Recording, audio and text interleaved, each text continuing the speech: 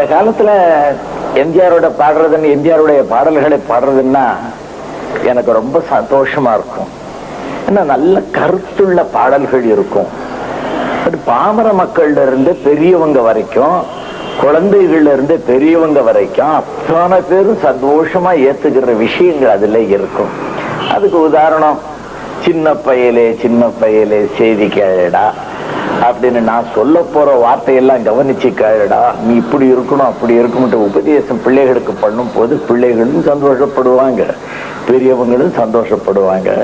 அதோடு மட்டும் இல்லாம தூங்காதே தம்பி தூங்காதே, கடையில தூங்கினா முதல் இழந்துருவே, பள்ளிக்கூடத்துல படிச்சுட்டு இருக்கும்போது தூங்கினேன்னா கல்வியை இழந்துருவே, கடையில தூங்கினா முதல்ல இழந்துருவே அப்படிங்கிற ஒரு நல்ல உபதேசங்கள்லாம் அவர் சொல்லுவாரு.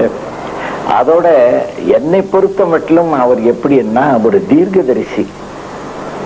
அவருடைய வாழ்க்கையே ஒரு பாடமாக இருக்கும். ஒரு கொள்கையோடு அவர் வாழ்ந்துகிட்டு இருந்தாரு. உலகத்துல தொண்டு செய்து வாழ வேண்டும், மக்களுக்கு நம்மால முடிஞ்ச என்னென்ன ஒரு நன்மைகள் செய்யணுமோ அதை நாம தவறாம செய்யணும் அப்படிங்கிற ஒரு எண்ணத்தோட வாழ்ந்துகிட்டு இருந்தவர். அவர் என்கிட்ட சொல்லுவாரு, ஐயா நீங்க பாடும்போது சிரிச்சுக்கிட்டே பாடுங்க ஐயா அப்படின்னு சொல்லுவாரு. சிரிச்சுக்கிட்டே பாடும்போது அது ஒரு சுவை தெரியும், அந்த சவுண்ட்லயே அந்த வித்தியாசம் தெரியும் அப்படின்னு சொல்லுவாரு. எனக்கு ஒன்னும் புரியுறது இல்லை. இப்போ சிரித்து வாழ வேண்டும் பிறர் சிரிக்க வாழ்ந்திடாதே, உழைத்து வாழ வேண்டும் பிறர் உழைப்பில் வாழ்ந்திடாதே அப்படின்ட்டு நீங்க பாடும்போது சிரிச்சுக்கிட்டே பாடி பாருங்க எப்படி இருக்குன்னு பாருங்க அப்படின்னு சொல்லுவாரு.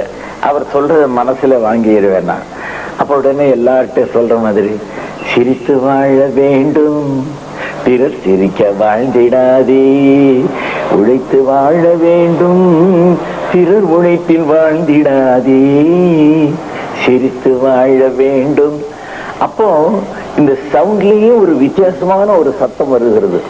அது சிரிச்ச முகத்தோட அந்த சத்தமும் அதுலயே ஒரு சிரிப்பு அடங்கி இருக்கும். அதுல கேட்கறவங்களுக்கு எல்லாம் ரொம்ப சந்தோஷமா இருக்கும். அவரும் என்ன பண்ணுவாருன்னா சண்டை போட்டுக்கிட்டே இருக்கும்போது பார்த்தா கிராப்பு கூட கலையாது, அவரும் சிரிச்சுக்கிட்டே சண்டை போடுவாரு. அவருடைய கொள்கை மூஞ்சி உம்முன்னு வச்சுக்கிட்டு இருக்க கூடாது, சந்தோஷமா இருக்கணும் அப்படின்னு சொல்லுவாரு.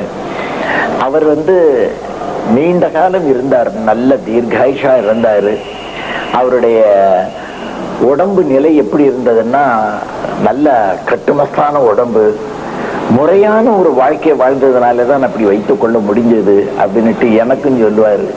ஐயா நீங்க நல்லா யோகாசனம் பண்ணணும், நல்லா நடக்கணும், ஆகாரம் அளவான ஆகாரம் சாப்பிடணும், தீய பதார்த்தங்கள்லாம் சாப்பிடக்கூடாது, மக்களுக்கு நல்லது செய்யணுங்கிற ஒரு நல்ல எண்ணத்தோடு நீங்க இருக்கணும் ஐயா அப்படின்னு சொல்லுவாரு.